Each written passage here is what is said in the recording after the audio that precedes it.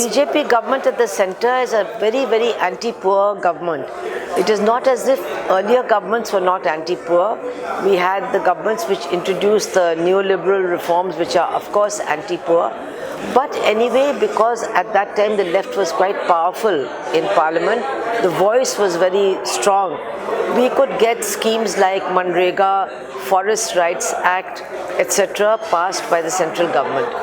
Now we have a government that is even more anti-poor than the earlier government, and so all these very, very inadequate alleviative measures for the poor, they are being just slashed. The budget for MNREGA is slashed, which has led to crores of people being taken off the rolls.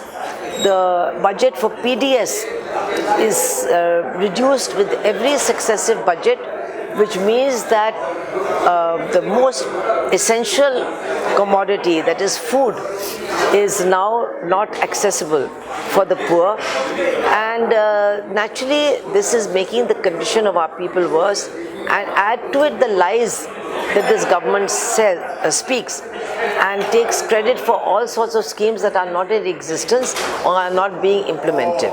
No, the CPIM has always fought for justice for those who are the victims of violence, whether it is caste violence or whether it is a combination of caste and gender violence, or whether it's a combination of class, gender and class in the case of poor Dalit women, etc.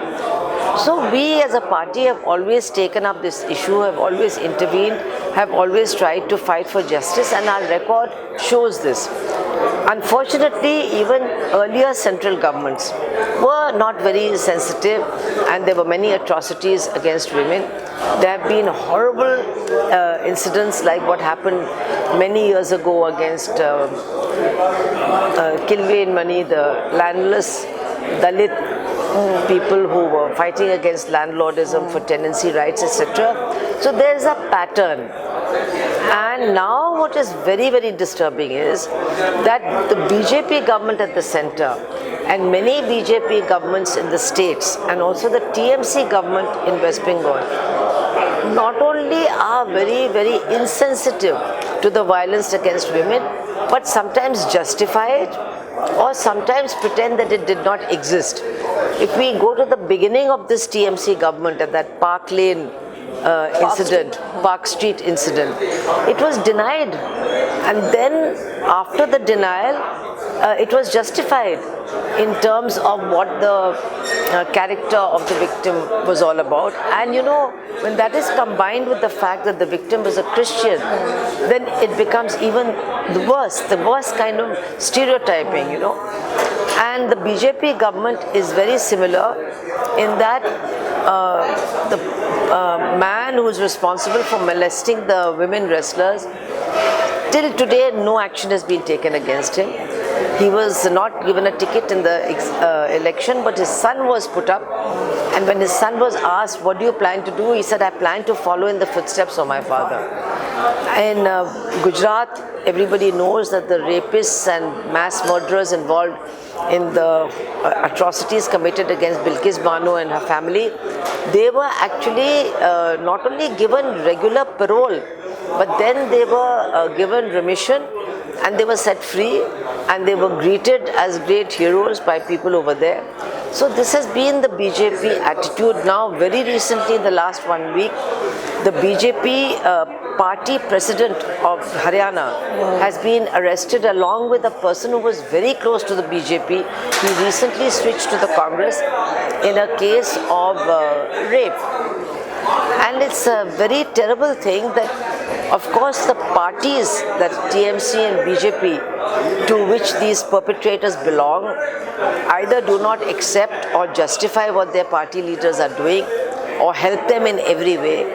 But also large sections of the press also fall in line and do not really put the blame squarely on these political leaders who are, responsible for the increasing atrocities against women and who are themselves very often the perpetrators. So in such a situation, what happens is that other people also are emboldened they also feel, okay, if they're getting away with it, maybe we can get away with it also.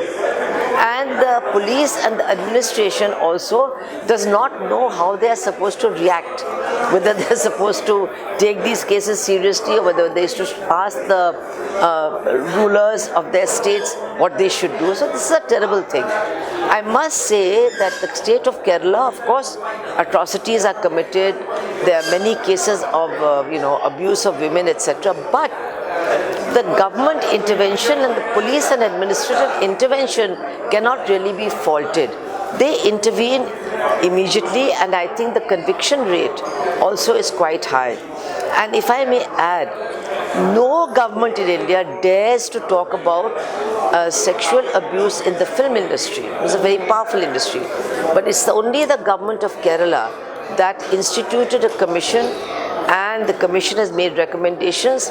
Those recommendations have been accepted. The government has gone further than those recommendations, and now internal committees to register complaints and go into them are also in place in all the places where films are being shot, and action is being taken against those who have been named in cases of sexual abuse or sexual harassment or actual sexual assault.